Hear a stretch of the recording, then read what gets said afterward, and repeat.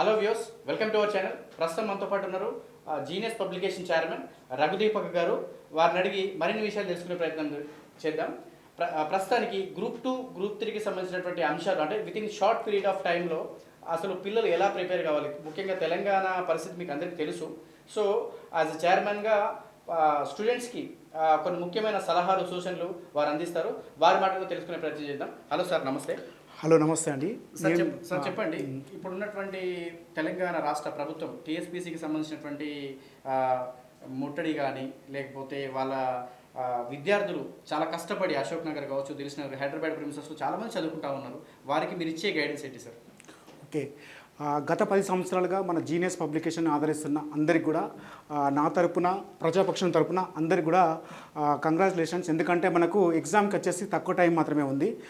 మనకు టీఎస్పీఎస్సీ ముట్టడి నిన్న చూసినప్పటికీ తర్వాత ఎందుకు అంత వ్యతిరేకత వచ్చిందని చూసినప్పుడు మనకు గతంలో ఉన్నటువంటి ప్రభుత్వం చేసినటువంటి అన్యాయాలకు వ్యతిరేకంగా విద్యార్థులు కాంగ్రెస్ పార్టీ తరపున పోరాటం చేసి ఆ ప్రభుత్వాన్ని మార్చుకొని మన ప్రభుత్వాన్ని తీసుకొచ్చుకున్నామన్న ఉద్దేశంతో తీసుకొచ్చుకున్నారు. ఈ తర్వాత ఏం జరిగిందంటే వాళ్ళు ఎన్నికల మేనిఫెస్టోలని మనకు మొట్టమొదటిసారిగా ఏం చేశారంటే గ్రూప్ 2కి సంబంధించి, గ్రూప్ 1కి సంబంధించి, గ్రూప్ 3కి సంబంధించి మెగా డిఎస్సీ అని ఇట్లా అనౌన్స్మెంట్ చేసింది అన్నట్టు.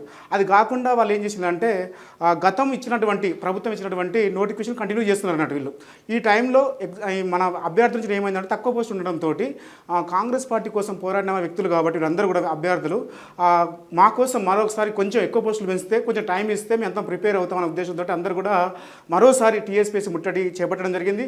అంతేకాకుండా రేవంత్ రెడ్డి ప్రభుత్వాన్ని కూడా ఒక మర్యాదపూర్వకంగా చాలా రోజుల అభ్యర్థులు అందరూ కలిసి కూడా విన్నపాలు ఇస్తున్నారు. అయినప్పుడు కూడా ప్రభుత్వం స్పందించలేదు. మనకు చూసుకుంటే ఎగ్జామ్ టైం చూసుకుంటే చాలా షార్ట్ పీరియడ్ ఉందన్నట్టు. ఈ షార్ట్ పీరియడ్లో ఎలా ప్రిపేర్ కావాలి, ఎలా ప్రిపేర్ అయితే మనం విజయం సాధించవచ్చు, దానిపైన ఈరోజు డిస్కషన్ జరుగుతుంది.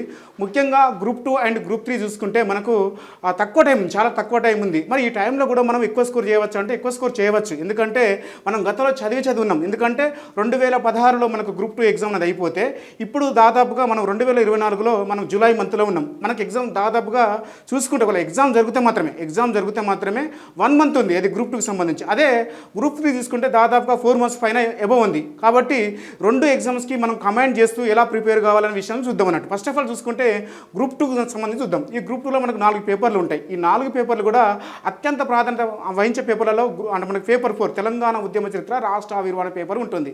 ఇక్కడ నుంచి ఏ అభ్యర్థి అయినా సరే మినిమం మీద 100 మార్కులు చేయగలుగుతాడు. ఎవరైనా చేయగలుగుతారు, సాధారణ విద్యార్థి సైతం కూడా చేయగలుగుతాడు. ఇది చాలా ఇంపార్టెంట్ పేపర్. కాబట్టి దీని మీద పైన ఈ 30 రోజులు అంటే గ్రూప్ 2 ప్రిపేర్ అయితే ఒకవేళ ఎగ్జామ్ ఉంటే మాత్రమే మాట్లాడుకుంటున్నాం మనం ఇక్కడ. ఓకేనా, ఎగ్జామ్ ఉంటే మాత్రమే మాట్లాడుకుంటున్నాం. కాబట్టి మనకు 30 రోజులే ఉంది. మరి ఎలా ప్రిపేర్ అవుదాం అంటే 30 రోజులలో మనకు డివైడ్ చేసుకోవాలి టైంని. మనకు రోజు కూడా 24 గంటలు ఉంటే కనీసం 15 గంటలు చదివే సామర్థ్యాన్ని నువ్వు ఫిక్స్ చేసుకోవాలి ఈ మైండ్లో. ఇక ఇప్పటి నుంచి కూడా మనం ప్రిపరేషన్ వైపు రావాలి. మనం ఎలా ప్లానింగ్ చేసుకోవాలి, ఎలా ఉండాలి, మన ఆరోగ్యాన్ని ఎలా కాపాడుకోవాలని చాలా ఇంపార్టెంట్ ఈ టైంలో. కాబట్టి మనం ఇప్పుడు టైం చూసుకుందాము. మనకు 30 డేస్ మాత్రమే ఉంది అనుకుందాం. అది ఎగ్జామ్ జరిగితే మాత్రమే.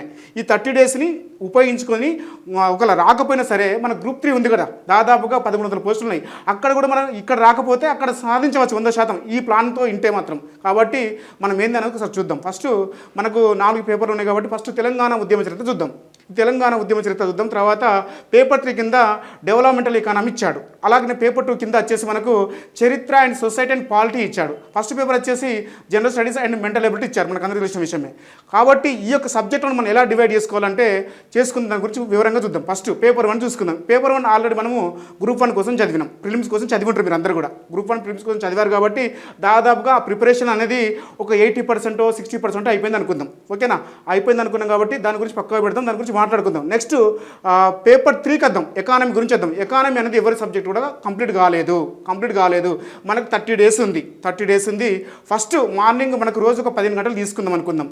నా ప్రిపరేషన్ స్టైల్లో నేను చెప్తే ఈ ప్రిపరేషన్ స్టైల్లో మీరు ప్రిపేర్ అయితే 100% జాబ్ రావడానికి ఆస్కారం ఉంటుంది. ఎందుకంటే ప్రతి నిమిషాన్ని మన చేతిలో పెట్టుకుని చదవాల్సిందే ఇప్పటి నుంచి. ప్రతి నిమిషం కూడా ప్రిపరేషన్ టైంలో చాలా ఇంపార్టెంట్. కాబట్టి అభ్యర్థులు దాన్ని విస్మరించి ముందు బయట తిరుగుతున్నారు. కాబట్టి వాటికి ఇప్పటి నుంచి అయినా కొంచెం జాగ్రత్తగా, ఎందుకంటే మన మీద మన కుటుంబాలు ఎన్నో ఆధారపడి ఉంటాయి. ఒక వ్యవస్థనే మన మీద ఆధారపడి ఉంటుంది. కాబట్టి ఆ టైంను మన మనసులోకి తీసుకొని ప్రిపేర్ అయితే విజయం 100% సాధించవచ్చు.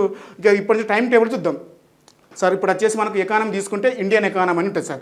ఇండియన్ ఎకానమీ అని, డెవలప్మెంటల్ ఎకానమీ, తెలంగాణ ఎకానమీ 3 భాగాలు ఉంటాయి.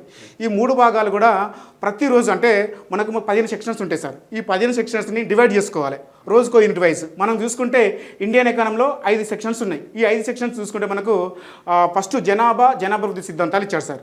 జస్ట్ 1 డేలో చదువుకోవచ్చు. జస్ట్ 1 డేలో 5 గంటలు చదువుకోవచ్చు. నువ్వు పొద్దున 5 గంటలకు లేసి 10 గంటలు చదివితే లెసన్ అయిపోతుంది, నీకు ఒకసారి ప్రిపరేషన్లో అయిపోతుంది. సెకండ్ లెసన్ ఇచ్చాడు సార్. సెకండ్ లెసన్ చూసుకుంటే మనకు ప్లానింగ్ అండ్ నీతి ఆయోగ్ ప్రభుత్వ విత్తం ఇచ్చాడు. ఇది కొంచెం చాలా పెద్ద హెవీ సబ్జెక్టు. కొంచెం సిలబస్ పరంగా చూసుకుంటే పేజెస్ ఎక్కువ ఉంటాయి. దాదాపుగా 100 పేజీలు ఉంటుంది. నా పుస్తకం తీసుకున్నా, తెలుగు అకాడమీ తీసుకున్నా, ఇంకెవరు ప్రైవేట్ ఆథర్ తీసుకున్నా కూడా ఎక్కువ పేజెస్ ఉంటాయి. ఇక్కడ కొంచెం ఏంటంటే ప్లానింగ్స్ పైన ఎక్కువ క్వశ్చన్స్ వస్తున్నాయి. గతంలో ఏ ప్లానింగ్ని ఎవరు ప్రారంభించారు, వార్షిక ప్రణాళిక కాలం ఏంటిది, ఆ కాలంలో ఎవరు ప్రధానమంత్రులు ఉన్నారు, వాటిపైన క్వశ్చన్స్ ఎక్కువ వస్తున్నాయి. అంతేకాకుండా ఏ ప్రణాళిక విజయవంతమైంది అంటే విజయవంతం కానిది, గ్రోత్ రేట్ ఎక్కువ సాధించిన ప్రణాళిక ఏంది అని అడుగుతున్నారు. అట్లా తర్వాత నీతి ఆయోగ్ పైన కూడా చాలా క్వశ్చన్స్ వచ్చినాయి. అంటే ప్రణాళిక స్థానంలో నీతి ఆయోగ్ ఎప్పుడు ఏర్పడింది, నీతి ఆయోగ్ దానికి ఎవరు అధ్యక్షత వహిస్తారు, ప్రజెంట్ ఎంతమంది శాస్త్ర సభ్యులు ఉన్నారు, తర్వాత ఆ సభ్యులు ఎవరు ఉన్నారు, వాటిపైన క్వశ్చన్స్ వస్తున్నాయి. అంతేకాకుండా నిర్మాణ క్రమం గురించి కూడా వస్తున్నాయి. తర్వాత ప్రభుత్వ విత్తం చూసుకుంటే కూడా చాలా ఈజీ. మనం అందరం హార్డ్ అనుకుంటారు, బయట ఎకానమీ అంతా చెప్పే వాళ్ళందరూ కూడా మిమ్మల్ని భయపెట్టించి మీ దగ్గర డబ్బులు తీసుకునే వాళ్ళంతా కూడా. అసలు ఎకానమీ అంతా ఈజియెస్ట్ సబ్జెక్టు మార్కెట్లో లేదు. వాస్తవం చెప్పాలంటే వాళ్ళు మీకు ఒక అపోహను క్రియేట్ చేసింది, అంతే. క్రియేట్ చేసి వాళ్ళు మార్కెట్ చేసుకుంటున్నారు. అందుకోసమే మనం కూడా ఎకానమీ పుస్తకం రిలీజ్ చేసినాం. అది అందరికంటే మంచిగా ఉందని మీకు తెలిసిన విషయమే. అయితే ఇప్పుడు మనకి ప్రభుత్వ విత్తం అనేది కూడా ఒక 6-7 గంటలు ఎక్స్ట్రా చేసుకుని చదవండి. ఇక్కడి నుంచే మన క్వశ్చన్స్ ఎక్కువ పడతాయి. కాబట్టి ప్లానింగ్ లెసన్ అనేదే ఎకానమీకి వచ్చేసి చాలా ఇంపార్టెంట్ లెసన్. దీనిపైనే మనకి ఎకానమిక్ గ్రోత్ రేట్స్ అంతా అంటే డివైడ్ అయి ఉంటుంది. ఇక్కడనే వచ్చేసి మనకు పారిశ్రామిక రంగం కవర్ అవుతుంది. ఇక్కడనే వచ్చేసి మనకు వ్యవసాయ రంగం కవర్ అవుతుంది. ఇక్కడనే వచ్చేసి మనకు విదేశీ పెట్టుబడులు ఎలా వస్తున్నాయి, విదేశీ మార్గం ద్రవ్యం ఎట్లా వస్తుంది, అన్నీ కూడా ఇక్కడ మనకు అక్కడక్కడ ఆ ప్లానింగ్లలో వాటి అంశాల గురించి వస్తాయి అన్నట్టు. కాబట్టి ఇక్కడనే మనం గట్టిగా ప్రిపేర్ అయితే చాలా అంశాలు కవర్ చేయగలుగుతాం. ఆ తర్వాత చూసుకుంటే మనకు ఇండియన్ ఎకానమీలో మనకు తీసుకు వ్యవసాయ రంగం ఉంది సార్. జస్ట్ అది కూడా ఒక 5-6 గంటలలో చదువుకోవచ్చు. వ్యవసాయ రంగం పైన పెద్ద క్వశ్చన్స్ ఏముంటాయి. అక్కడ మనకు ఇంపార్టెంట్ అంశాలు చూసుకుంటే వాడు సిలబస్లోనే ఇచ్చాడు. ఏంటంటే భారతదేశం యొక్క ఉత్పాదకత ఇచ్చాడు. తర్వాత మార్కెట్ సంస్కరణలు ఇచ్చాడు. అప్పటి నుంచి కూడా మార్కెట్ సంస్కరణలు జరిగిన తర్వాత వ్యవసాయ సబ్సిడీలు ఇచ్చారు. అంతేకాకుండా తీసుకుంటే మనకు ఆహార భద్రత గురించి ఇచ్చాడు. ఈ సిలబస్లో కొన్ని అంశాలు ఉంటాయి. వీటిపైన ఫోకస్ చేయాలి మీరు. అంతే చేస్తే మీరు పెద్దగా ఇబ్బంది పడాల్సిన అవసరం. మేజర్ పాయింట్స్ ఏమి ఇచ్చాడో వాటిపైన ఫోకస్ చేయండి. ఆ తర్వాత తీసుకుంటే మనకు పారిశ్రామిక రంగము సర్వీస్ సెక్టార్ ఇచ్చాడు. తర్వాత అందులోనే మనకు విదేశీ వర్తకం అంశాన్ని చేర్చాడు. ఇది 4th యూనిట్ కింద. ఈ 4th యూనిట్ కింద చేర్చడం జరిగింది. ఇలా పెద్దగా ఇంపార్టెంట్ ఏమిటి అంటే మనకు పారిశ్రామిక రంగం ఎప్పుడు స్టార్ట్ అయింది, ఆ పారిశ్రామిక రంగాన్ని ఎలా డివైడ్ చేశారు, భారతదేశంలో ఉన్నటువంటి ముఖ్యంగా చూసుకుంటే పరిశ్రమలు ఏమున్నాయి చూసుకుంటే వస్త్ర పరిశ్రమని, చక్కెర పరిశ్రమని, ఇట్లా వ్యవసాయ పరిశ్రమలని, ఇండస్ట్రియల్ పరిశ్రమలు ఇట్లా ఉంటాయంటే ఆ పరిశ్రమలు ఎక్కడ స్థాపించారు, వాటి యొక్క గ్రోత్ రేట్స్ ఎలా ఉన్నాయి తీసుకుంటారు. అట్లా సర్వీస్ సెక్టార్ చూసుకుంటే భారతదేశంకి ఎక్కువగా ఆదాయం వచ్చే రంగం చూసుకుంటే సర్వీస్ సెక్టార్. ఆ సర్వీస్ సెక్టార్ నుంచి ఏ రంగాల నుంచి ఎక్కువ వస్తున్నాయి, అలాగే పరిశ్రమ రంగం నుంచి ఏ రంగాల నుంచి ఎక్కువ వస్తున్నాయి అనే అంశాలమే ఫోకస్ చేయండి. ఫోకస్ చేస్తే మనకు క్లారిటీ అయిపోతుంది. నెక్స్ట్ విదేశీ రంగం. అందులోనే విదేశీ రంగం తీసుకుంటే మనకు చాలా ఇంపార్టెంట్ అంశాలు ఉంటాయి. మనకు ముఖ్యంగా ప్రభుత్వం అంటే గతంలో తీసుకొచ్చుకున్నటువంటి మనకు భారతదేశంలో ఆ నూతన ఆర్థిక సంస్థలు ఎందుకు ప్రవేశపెట్టారు, ఆ తర్వాత తీసుకునే విదేశీ పెట్టుబడులు ఎలా వస్తున్నాయి, విదేశీ మార్కెట్ నిల్వలు ఎలా వస్తున్నాయి. ఇక్కడ అంతేకాకుండా అంతర్జాతీయ సంస్థలు ఉంటాయి. ఇక్కడ IMF అని, తర్వాత IBRD అని, దీన్నే ప్రపంచ బ్యాంక్గా పేర్కొంటారు. ఆ తర్వాత తీసుకుంటే ఘాట్ ఉంటుంది. ఈ ఘాట్ స్థానంలోనే మనకు WTO అనేది 1994లో ఏర్పడింది. దీనిపైన ఈ సమావేశాలు ఎక్కడ జరిగాయి, వీటిపైన థీమ్స్ ఏమున్నాయి, వీటిపైన క్వశ్చన్స్ రావడానికి ఆస్కారం ఉంటుంది. ఇది ఇండియన్ ఎకానమీకి సంబంధించిన అంశాలు. ఆ తర్వాత గ్రోత్ అండ్ డెవలప్మెంట్. ఆ తర్వాత చూసుకుంటే మనకు డెవలప్మెంటల్ ఎకానమీ అని మనకు సెక్షన్ 3 ఉంది ఎకానమీలో. ఇది చాలా వెరీ ఇంపార్టెంట్. ఇక్కడ తీసుకుంటే మనకు క్వశ్చన్స్ ఎక్కడ వస్తాయని చూసుకుంటే మనకు వృద్ధి అండ్ గ్రోత్ అండ్ డెవలప్మెంట్ ఉంటుంది సార్ ఫస్ట్ యూనిట్. అక్కడ నుంచి చూసుకుంటే వాళ్ళ సిద్ధాంతాలు, ఎవరెవరి సిద్ధాంతాలు ప్రతిపాదించారు, వారి యొక్క గ్రంథాలు ఏమిటి, వాళ్ళు ప్రతిపాదించినటువంటి అంశాలు ఏమిటి, వాళ్ళు ముఖ్యంగా ఏ థీరీస్ తీసుకొచ్చారు భారతదేశంలో వృద్ధి సాధించడానికి, అలాంటి సిద్ధాంతాలు తీసుకుని వచ్చారు వాళ్ళంతా కూడా. ఆ తర్వాత తీసుకుంటే మనకు సెకండ్ లెసన్ ఉంది సార్. సెకండ్ లెసన్ వచ్చి పేదరికం, నిరుద్యోగము, భారత సంక్షేమ రంగాలు ఉన్నాయన్నట్టు. దీంట్లో చూసుకుంటే భారతదేశంలో పేదరికం ఎలా ఉంది, ఎలాంటి పేదరికం ఉంది, ఆ పేదరికం రకాలు ఏమిటి, అంతేకాకుండా పేదరికాన్ని ఎలా కొలుస్తారు, నిరుద్యోగం ఎలాంటి పేదరికం, భారతదేశంలో ఎలాంటి నిరుద్యోగం ఉన్నది, ఎలాంటి పేదరికం నిర్మూలించడానికి ప్రభుత్వం తీసుకొచ్చిన సంక్షేమ రంగాలు ఉన్నాయి, అలాంటివి చూసుకోండి. ఎవరెవరి సిద్ధాంతాలు ప్రతిపాదించారు పేదరికాన్ని నిర్మూలించడానికి, అంతేకాకుండా పేదరికంలో రకాలు ఏమున్నాయి, భారతదేశంలో ఉన్న పేదరికం ఏంటిది ప్రజెంట్, అలాగనే పట్టణ రంగంలో ఉన్న పేదరికం ఏంటిది, విద్యారంగంలో ఉన్న పేదరికం ఏమిటి, అలాంటి అంశాలను ఫోకస్ చేయండి. అంతేకాకుండా రీసెంట్గా మనకు వరల్డ్ బ్యాంక్ అయితేంది, తర్వాత నీతి ఆయోగ్ అయితేంది, అనేక సంస్థలు కూడా మనకు నీతి ఆయోగ్ ఇలాంటి సంస్థలు అన్నీ కూడా ఈ సంస్థలను కూడా భారతదేశంపై ఇలాంటి పేదరికమైన రిపోర్ట్స్ ఇచ్చాయి. రీసెంట్ రిపోర్ట్స్ ఏమి ఇచ్చాయి, కేంద్ర ప్రభుత్వం కూడా రీసెంట్గా మనకు కుటుంబ వినియోగ ఆధార సూచి ఆధారంగా రీసెంట్గా ఒక నివేదికను ఇచ్చేశారు. ఆ నివేదికలో ఏ రాష్ట్రాలు ముందు అంచెలు ఉన్నాయి, ఏ రాష్ట్రాలు చివరి అంచెలు ఉన్నాయి, అలాంటి అంశాలపైన ఫోకస్ చేయండి. ఆ తర్వాత తీసుకుంటే మనకు ప్రభుత్వం తీసుకొచ్చిన ఇటువంటి అంటే ప్రభుత్వం 1952 నుంచి ఎప్పుడైతే మనకు ఫస్ట్ గవర్నమెంట్ ఏర్పడిందో అంటే ఎక్కువ కాంగ్రెస్ ప్రభుత్వ పథకాలపైన మీరు ఫోకస్ చేయండి ఈసారి. ఎందుకంటే ప్లానింగ్లో ఎక్కువ ఉన్న లెసన్స్ అన్నీ అవే. ఆ తర్వాత చూసుకుంటే రీసెంట్గా మోడీ తీసుకొచ్చినటువంటి ప్రభుత్వ పథకాలు ముఖ్యంగా పేదరికం పైన ఎలాంటి పథకాలు వచ్చాయి ఆ పథకాల మీద ఫోకస్ చేయండి. సక్సెస్ రేట్ అనేది 100% ఉంటుంది. నెక్స్ట్ తీసుకుంటే మనకు ఇలా మూడో ఇంటి తీసుకుంటే మనకు సామాజిక స్థిరీకరణ, సామాజిక సమస్యలను ఇచ్చారు. అలాగే మనకు తీసుకుంటే ఇంకో లెసన్ వచ్చేసి కూడా ప్రాంతీయతత్వం అలాంటివి ఇచ్చారు. అవన్నీ కూడా మనం సోషల్ అక్కడిక్కడ చదువుతాం కాబట్టి పెద్దగా ఇబ్బంది పడాల్సిన అవసరం ఏమి ఉండదు. నెక్స్ట్ ఎకానమీలో ఈ సెక్షన్ డెవలప్మెంటల్ ఎకానమీలో 5th లెసన్ వచ్చేసి పర్యావరణం సుస్థిర అభివృద్ధి ఇచ్చారు సార్. ఇది చాలా వెరీ ఇంపార్టెంట్ లెసన్. ఈ లెసన్ వచ్చి చూసుకుంటే మనకు జిఎస్లో 1 ఆఫ్ ది టాపిక్, జనరల్ స్టడీస్లో 1 ఆఫ్ ది టాపిక్, ఇక్కడ 1 ఆఫ్ ది టాపిక్. ఇది కూడా మనం ఒక రోజు పెట్టుకొని చదివితే ఈ 15 రోజులు కూడా ఇట్లానే ఒక రోజుకో యూనిట్ చదువుకుంటూ పోతే మనం 15 రోజుల్లో మొత్తం కంప్లీట్ చేసుకోవచ్చు. టోటల్ మీరు అన్నట్టు సార్ ఇప్పుడు ఒక జనరల్గా మీరు చెప్పండి జనరల్గా ఈ ఒక స్ట్రాటజీ అంటే ఇప్పుడు మీరు ఫాలో అవుతున్నటువంటి ఏదైతే స్ట్రాటజీ ఉందో ఆ స్ట్రాటజీ ప్రకారంగా అంటే ఇప్పుడు మీరు ఎకానమీ గురించి చెప్తా ఉన్నారు. అవును సార్. ఎకానమీలో మీరు ఇప్పుడు ఎన్విరాన్మెంటల్ కూడా కంబైన్ చేశారు. అవునవును. ఈ మీరు ఇప్పుడు మీరు తీసినటువంటి ఏదైతే అంటే రెఫరెన్స్గా అంటే తెలుగు అకాడమీ చాలా మంది వాడుతూ ఉంటారు. అవునవును. బట్ మీరు ప్రిపేర్ చేసినటువంటి ఏదైతే ఎకానమీ బుక్ ఉందో ఆ బుక్ ఎప్పుడు అంటే రిలీజ్ చేయబోతున్నారు? ఆల్రెడీ గతంలో మనం 2023 మార్చిలో రిలీజ్ చేసినాం. అప్పటికి 24,000 కాపీస్ వెళ్ళినాయి. జస్ట్ అక్టోబర్లో కూడా పోయిన సంవత్సరం మళ్ళీ ఒకసారి రిలీజ్ చేసినాం. కాపీస్ అయిపోయిన తర్వాత మళ్ళీ రీసెంట్గా ఒక ఎగ్జామ్ ఉంటుందేమో అనే ఆలోచనతోటి చాలామందితో నాకున్నటువంటి గవర్నమెంట్లో ఉన్నటువంటి సంబంధాలతోటి ఎగ్జామ్ ఉంటుందని నాకు ఆలోచన ఉంది కాబట్టి మళ్ళీ రీసెంట్ కూడా పుస్తకం రిలీజ్ చేసినాం. మనం ఇంగ్లీష్ మీడియం పుస్తకం తీసుకొస్తున్నాము. ఇప్పుడు సార్ అన్నట్టు ఎన్విరాన్మెంటల్ సైన్స్ అనేది నేను ఏ పుస్తకం తీసుకున్నా మన దాంట్లో ఏ పుస్తకం తీసుకున్నా అన్ని కూడా రెఫరెన్స్ ఉంటాయి అన్నట్టు. రెఫరెన్స్ ఏముంటాయి ఫస్ట్ సార్ అంటే ఎన్సీఆర్టీ బుక్స్ అవుతాం సార్. ఆ తర్వాత తెలుగు అకాడమీ పుస్తకాలు తీసుకుంటాం. ఎందుకంటే వాళ్ళు చేసే స్మార్ట్ వర్క్ మొత్తం నేనే చేస్తాను. ఎందుకంటే వాళ్ళకి ఇబ్బంది పడద్దు. ఎందుకంటే అందరూ గ్రామీణ ప్రాంతాల నుంచి వస్తారు. ఇక్కడ ఖర్చులు ఎక్కువగా ఉంటాయి కాబట్టి ఆ దృష్టిలో పెట్టుకొని వాళ్ళందరినీ కూడా విజయ పదంలో ముందుంచాలనే ఉద్దేశంతో అంటే నా ఉద్దేశం ఏంటంటే ఎవరు చదివినా మన పుస్తకాలు జీనియస్ పబ్లికేషన్ పుస్తకాలు ఎవరు చదివినా టాప్లో ఉండాలి, ఒక మంచి పుస్తకం ఇవ్వాలి, దాని గురించి మాత్రమే ఆలోచిస్తా. ఇలా మనం ఎకానమీకి సంబంధించి ఇలా 15 రోజులు కూడా సబ్జెక్ట్ కంప్లీట్ చేసుకుంటే పొద్దున ఒక 5-6 గంటలు ప్రతిరోజు జనరల్ గా చెప్తా ఉన్నటువంటి అంశం ఏంటంటే ఎకానమీ అనే సబ్జెక్ట్ అనేది ఒక డ్రై సబ్జెక్ట్. దాన్ని మేము అర్థం చేసుకోలేకపోతున్నాము.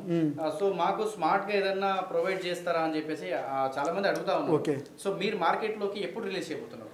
ఆల్రెడీ ఎకానమీ బుక్ వచ్చేసింది sir. English medium English Telugu వచ్చేసింది ఆల్రెడీ ఇప్పటికే. జస్ట్ 2 డేస్ క్రితం వచ్చేసింది. ఇంగ్లీష్ మీడియం పుస్తకం వచ్చేసి ఈ నెల అంటే 9th ఉంటుంది మార్కెట్లో. 9th ఉంటుంది. ఈరోజు 6th అంటే 9th ఉంటుందో 7th ఉంటుందో చెప్పలేము. ఎందుకంటే ఆల్రెడీ ప్రింటింగ్ ఇచ్చేసినాము. కాబట్టి ఎకానమీ అనేది చాలా ఈజీ సబ్జెక్ట్ అండి. నాది ఎంఎస్సీ ఆర్గానిక్ కెమిస్ట్రీ అయినా కూడా ఈరోజు నేను ఎకానమీలో ఇంత స్పష్టంగా మాట్లాడుతున్నానంటే మనకి ఇష్టం ఉండాలి దాన్ని. ఫస్ట్ ఆఫ్ ఆల్ స్టూడెంట్స్ అనేది చాలామంది కూడా భయాందోళనకు గురవుతున్నారు. ఎకానమీ అనగానే అందులో ఏమో ఉంటాయని కాదు. అసలు ఎగ్జామ్ తీసి చూసుకుంటే చాలా ఇంపార్టెంట్ అంశాలు ఉంటాయి. ఏదైతే కరెంట్ ఈవెంట్స్లో అంశాలు ఉంటాయి అవి మాత్రమే ఎగ్జామ్లో రావడానికి ఉంటుంది. కాబట్టి మనం డెవలప్మెంటల్ ఎకానమీ అయిపోయింది సార్. ఇప్పుడు తెలంగాణ ఎకానమీకి వద్దాం. ఈ తెలంగాణ ఎకానమీలో ఏముంటాయంటే సార్ ఇది వీడియో పెద్దగా ఉంటుంది కానీ చాలా మంచి అంశాలు ఉంటాయి సార్. ఎందుకంటే ఎలా ప్రిపేర్ అయితే ఈ అంశాలను మనం ఎక్కడెక్కడ ఫోకస్ చేస్తే ఆ అంశాలను చాలా ఇంపార్టెంట్ ఉంటాయి కాబట్టి ఎక్కువ స్కోర్ చేయడానికి ఆస్కారం ఉంటుంది. ఈ తెలంగాణ ఎకానమీ తీసుకుంటే మనకు ఫస్ట్ యూనిట్ కింద చూసుకుంటే మనకు అంటే 1952 నుంచి 2014 మధ్య తెలంగాణకు జరిగిన అన్యాయాల గురించి ఇచ్చాడు అక్కడ ముఖ్యం. అంతేకాకుండా జనాభాకు సంబంధించిన గ్రోత్ రేట్స్ గురించి ఇచ్చాడు అన్నట్టు ఎలా ఉంది అనే తర్వాత ఆ లెసన్ మనకు తెలంగాణ మూమెంట్లో చదివేసుకుంటాం అవన్నీ కూడా ఇబ్బంది ఏం లేదు సార్. సెకండ్ యూనిట్ వచ్చేసి జనాభాకు సంబంధించిన అంశాలు ఇచ్చింది సార్. తెలంగాణకు సంబంధించి జనాభాకు సంబంధించిన ఇక్కడ వృద్ధి రేట్స్ ఎలా ఉన్నాయి, ఎలాంటి డెవలప్మెంట్స్ తీసుకురావాలి ప్రభుత్వాలు వాటిపైన ఇచ్చాడు అన్నట్టు. ఆ 3వ లెసన్ వచ్చేసి మనకు వ్యవసాయ రంగం ఇచ్చాడు. 3rd లెసన్ వచ్చేసి పరిశ్రమలు ఇచ్చాడు. ఆ 5th లెసన్ వచ్చేసి సర్వీస్ సెక్టార్ ఇచ్చాడు. అందులో వచ్చేసి లాస్ట్ లెసన్ వచ్చేసి 5th లెసన్ వచ్చేసి మనకు ప్రభుత్వ సంక్షేమ విధానాలు ఇచ్చాడు. ఈ ప్రభుత్వ సంక్షేమ విధానాలు అంటేనే మనకు జిఎస్లో 1 ఆఫ్ ది టాపిక్ సార్.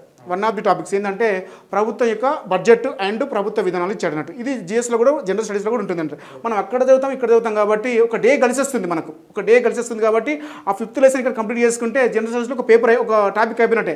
అలాగనే ఎకానమీలో కూడా మనం పర్యావరణం సుస్థిరాభివృద్ధి చదువుతున్నాం కదా, ఇక్కడ చదువుకుంటే అక్కడ ఒక అంశం అయిపోయింది. అంటే జనరల్ స్టడీస్లో 2 అంశాలు కంప్లీట్ చేసేసినాం మనం ఇక్కడనే.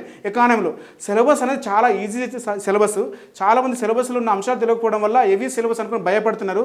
ఈ 30 రోజులు చాలండి మనకు మనకు 30 రోజులతోటి మనం విజయం సాధించవచ్చు వాస్తవం చెప్పాలంటే ఒక ఎగ్జామ్ ఉంటే మాత్రం అది సరిపోతుందండి విద్యార్థులకు. సరిపోతుంది. అంటే చదవాలని కూడా చదివిపోతుంది. చదవాలని ఒక కసి, ఒక దృఢ సంకల్పము, సాధించాలని ఒక తపన మైండ్లో ఉంటే ఏదైనా సాధించవచ్చు ఫస్ట్ ఆఫ్ ఆల్. కానీ చాలామందికి భయపడాల్సిన అవసరం లేదు. ఇది కాకపోతే దాని అయ్యా అంతే. ఇంకా నేను వాసన చెప్పాలని నేను ఒక మారుమూల ప్రాంతం నుంచి వచ్చి ఇక్కడ దాదాపుగా 20-30 పుస్తకాలు రాసి స్థిరంగా ఉన్న వాసన ఎందుకు భయపడాల్సిన అవసరం ఏమున్నది?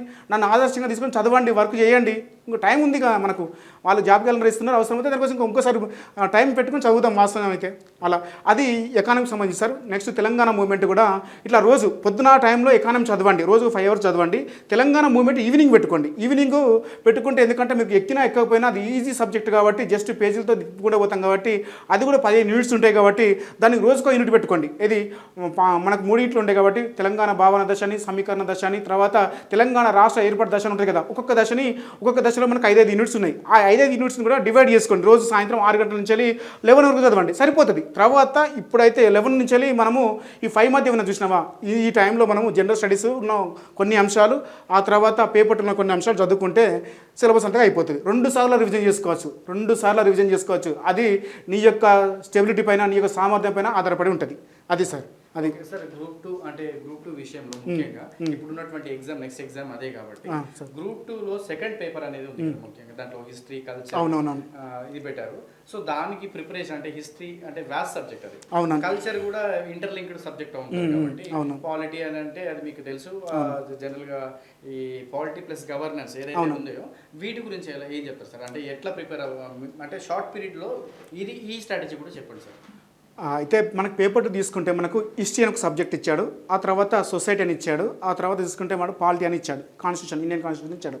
ఈ హిస్టరీలో తీసుకుంటే తెలంగాణ హిస్టరీ, ఇండియన్ హిస్టరీ ఉంది. ఈ 2 కూడా తెలంగాణ హిస్టరీ, ఇండియన్ హిస్టరీ వచ్చేసి మనం చూసుకుంటే జనరల్ స్టడీస్లో ఉంటాయి. అక్కడ చదువుతాం కాబట్టి ప్రాబ్లం ఏం లేదు, చాలామంది భయపడతారు. ఆ తర్వాత ఇండియన్ పాలిటిక్స్ కూడా మనకు పేపర్ 1లో ఉంది.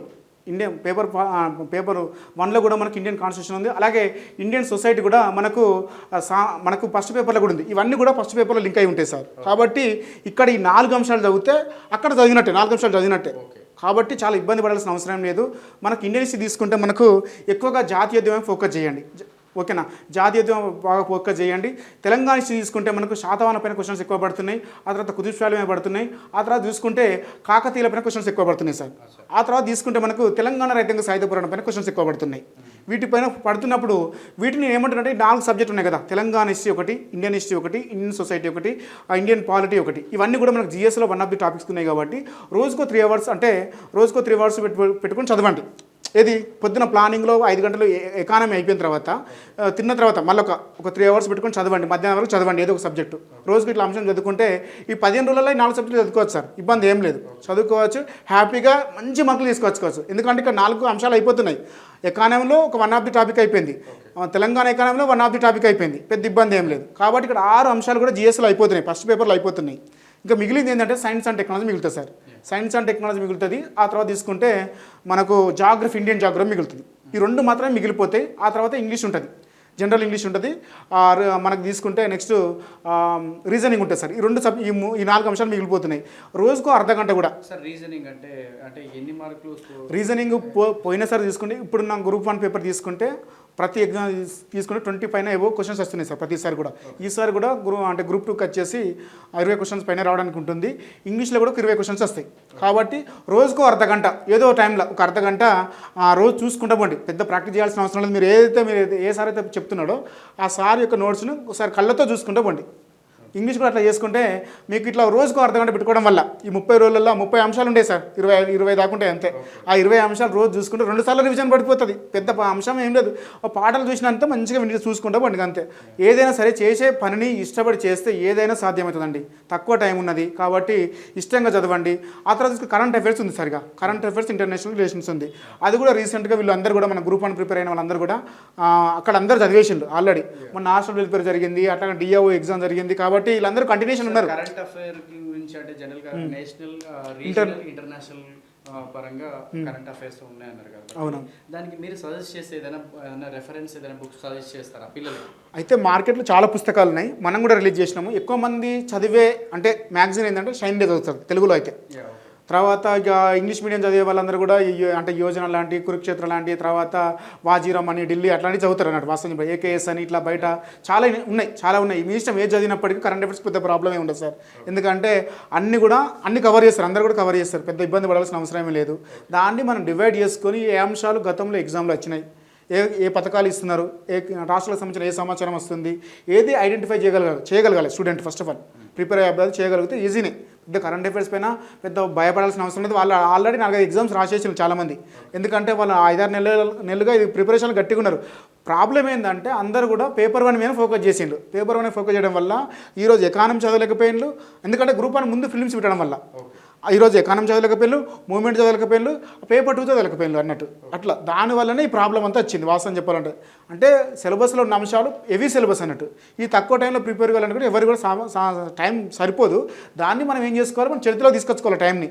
ఒక రోజు 15 గంటలు పెట్టుకోగలిగితే మన మైండ్లో పెట్టుకొని చదివితే ఒక స్పష్టంగా నిర్ణయించుకోగలిగితే విజయం సాధించవచ్చు సార్. అది సార్ ప్రిపరేషన్ స్ట్రాటజీలో ప్రిపరేషన్ భాగంగా మనము అంటే ఇటు చదువుతూ ఒక పక్క ఎగ్జామ్స్ అనేది కూడా కండక్ట్ చేస్తారు. అవునవును. కొన్ని అకాడమీస్ ఇన్స్టిట్యూషన్స్లో మనకు అది పేపర్ అంటే ప్రిలిమ్స్లో మనం ఇది క్వాలిఫై కావాలి అంటే ఇప్పుడు గ్రూప్ 1లో యథావిధిగా కంటిన్యూ చేస్తారు. ఇప్పుడు గ్రూప్ 2 వచ్చిందండి. గ్రూప్ 2లో కూడా ఎగ్జామినేషన్స్ ఎలా మేనేజ్మెంట్ చేసుకోవాలి, ఎగ్జామ్స్ రాస్తే బెనిఫిట్ ఏమైనా ఉందా? టెస్ట్ సిరీస్ ఎగ్జామ్ రాస్తే చాలా మంచిది, ఎందుకంటే మనలో ఇక లోపాలు తెలుస్తాయి సార్. ఎవరు పెట్టినా మనం ఏం చేస్తున్నాము ఏంది అనేది మన లోపాలు తెలుస్తాయి. ఆ లోపాలు తెలిసిన క్వశ్చన్ మీద మనం తప్పు చేసినామంటే దాన్ని స్ట్రక్ అవుతున్నట్టు మనకి అయిపోవడం వల్ల తప్పు చేశాము, దీన్ని ఇంకోసారికి ఇట్లా చాలా తప్పులు చేయడం వల్ల ఏమైందంటే సక్సెస్ రేట్ ఎక్కువ వస్తుంది. వాస్తవం చెప్పాలంటే తప్పుల వల్లనే సక్సెస్ రేట్ ఎక్కువ వస్తుంది. ఆ తప్పులు చేయడం వల్ల మనం ఆన్సర్లు కరెక్ట్ కాకపోవడం అది అన్నీ మన మైండ్లో మిగిలిపోతుంది. ఇంకోసారికి లాస్ట్ ఎగ్జామ్ అట్లా చేయడం వల్ల ఏమవుతుందంటే ఈజీ అయిపోతుంది. మనం సైకిల్ దొక్కుతున్నప్పుడు ఫస్ట్ చిన్నగా నేర్చుకుంటాం. ఇది కూడా అంతే, ఎగ్జామ్స్ నేర్చుకున్నప్పుడు కూడా చిన్న తప్పిదాలు చేసుకుంటూ పోతా అంటే ఏమైందంటే మనకు ఒక మంచి కాన్ఫిడెన్స్ వస్తున్నట్టు. తర్వాత ఇక ఏం తప్పులు ఉండే లాస్ట్కి వచ్చే వరకు. తర్వాత మనం ఏదైతే ఏ పని చేసినా సరే ఫస్ట్ తప్పిదాలు జరుగుతాయి సార్. ఆ తప్పిదాలు తర్వాత లాస్ట్కు మంచిగా విజయం సాధించే దిశగా ఉంటాయి అన్నట్టు. అట్లా సార్ ఇంకా అడిషనల్గా ఏదన్నా అంటే స్టూడెంట్స్కి మీరు చెప్పే సజెషన్స్ కానీ ఇన్ఫర్మేషన్ రిగార్డింగ్ ఈ గ్రూప్ 2 గ్రూప్ 3కి సంబంధించినటువంటి ఎగ్జామ్స్ ఏదైతే రాయబోతున్నారో ముందస్తుగా మీరు ఇచ్చే ఒక ప్రీ ప్లాన్ ఒక ధైర్యం ఏంటి పిల్లలకి? నేను ఒకటే చెప్పగలుగుతా ఎప్పటి నుంచి కూడా, ఎందుకంటే గత 10 సంవత్సరాలుగా ఉన్న మన కుటుంబాలన్నీ కూడా మధ్యతరగతి కుటుంబాలు, సాధారణ కుటుంబాలు. చాలా తక్కువ టైం ఉంటుంది ప్రిపరేషన్లో ఎక్కడైనా సరే. బయట అనవసరమైన విషయాలను పక్కన పెట్టేసి ప్రిపరేషన్ని మనం ముందుగా, ఎందుకంటే మన మీద కొంత కుటుంబాలు ఆధారపడి ఉంటాయి, మన అమ్మనాలు ఆధారపడి ఉంటారు, మన మీద ఆశలు పెట్టుకుంటారు. ఎందుకంటే ఇక్కడి నుంచి వెళ్ళిపోవడానికి ట్రై చేయాలి ఫస్ట్ ఆఫ్ ఆల్. ఎందుకంటే ఇక్కడ ఉన్న కొద్దీ ఎక్కువ మనము వ్యవస్థకు బానిసత్వం కావాల్సి వస్తుంది. కాంపిటేటివ్ అనగానే ఏమైతే ఒక మందు కంటే కూడా అంటే దేనికన్నా కూడా ఒక బానిస అన్నట్టు ఇక్కడ అయిపోతుంది. ఇక్కడ ఉండిపోయినాం అనుకో, దీనికి అలవాటు పడితే పోలేని పరిస్థితి అయిపోతుంది. కాబట్టి ఈ ఉన్న టైంలో ప్రతి నిమిషాన్ని, ప్రతి అర్ధగంటని, గంటని, రోజుని లెక్కలో పెట్టుకుని చదవాలి సార్. అప్పుడు మాత్రమే విజయం సాధించగలవు. చాలామంది విజయం సాధించిన వాళ్ళందరూ కూడా ఇలాంటి వాళ్ళే. తన టైం పకడ్బందీగా అప్పటివరకు ఏమైనా చేయని వాళ్ళంతా, బయట ఏదైనా చేయని సార్. కానీ ఇక్కడికి వచ్చిన తర్వాత మాత్రం ఒక స్థిరమైన టైం టేబుల్ క్రియేట్ చేసుకొని నీకంటూ ఒక ప్రత్యేకత నిరూపించుకోవాలంటే కంపల్సరీ టైంని నీ చేతిలో పెట్టుకోగలగాలి. అప్పుడు మాత్రమే విజయం సాధించగలము. బయటి విషయాలను ఫోకస్ చేయకుండా, అంటే విజయం సాధించే దిశలో ఉన్నప్పుడు ప్రాబ్లమ్స్ ఉన్నప్పుడు ఫైట్ చేయాల్సిందే. ఇప్పుడు ఆల్రెడీ ఫైట్ చేస్తున్నాం మనం, కాబట్టి అప్పుడు చేయాల్సిందే. కానీ ఉన్న టైంని మాత్రం సద్వినియోగం చేసుకోవాలి సార్. అది మాత్రం చెప్పగలను నేను. ప్రతి నిమిషం ఎవ్రీ టైం ఇంపార్టెంట్ కాబట్టి. ఓకే, చూసారు కదండి, చాలా కొన్ని ఇయర్స్ నుంచి దాదాపు 10 years ఎక్స్పీరియన్స్ ఉన్నటువంటి ఈ చైర్మన్ గారు, genius publications director and also chairman, వారు పిల్లలకి సంబంధించినటువంటి ఏదైతే గ్రూప్ 2 గ్రూప్ 3కి సంబంధించినటువంటి అంశం, ముఖ్యంగా ఈ తెలంగాణ రాష్ట్ర ప్రభుత్వంలో జరగబోతున్నటువంటి ఎగ్జామ్స్కి ఒక బెస్ట్ ప్రిప్లాన్డ్ సజెస్ట్ చేశారు with in a short period of time. అంటే మనకు ఇప్పుడున్నటువంటి టైం తీసుకుంటే దాదాపు 30 రోజులు, లేదంటే గవర్నమెంట్ డెసిషన్ మేరకు తర్వాత ఏమైనా ఎక్స్టెండ్ చేసినా దాని మేరకు with in short period of time అంటే స్ట్రాటజీ ఎలా ప్రిపేర్ చేసుకోవాలి, ఎలా ప్లాన్ చేసుకోవాలి, విత్ ఇన్ దాని ర్యాంకింగ్ మన సక్సెస్ కోసం ఏదైతే ఉందో, మన పేరెంట్స్ మన మీద పెట్టుకున్నటువంటి ఆశలు అవన్నీ కూడా టోటల్ అవన్నీ పరిగణించుకొని మనం ప్రిపేర్ అవ్వడం ఒక బెస్ట్ ప్లాన్ స్ట్రాటజీ మాకు సజెస్ట్ చేశారు జీనియస్ పబ్లికేషన్ డైరెక్టర్ చైర్మన్ రఘుదీపక్ గారు. మరిన్ని విషయాలతో మళ్ళీ కలుద్దాం. అంతవరకు నమస్తే సార్. Thank you.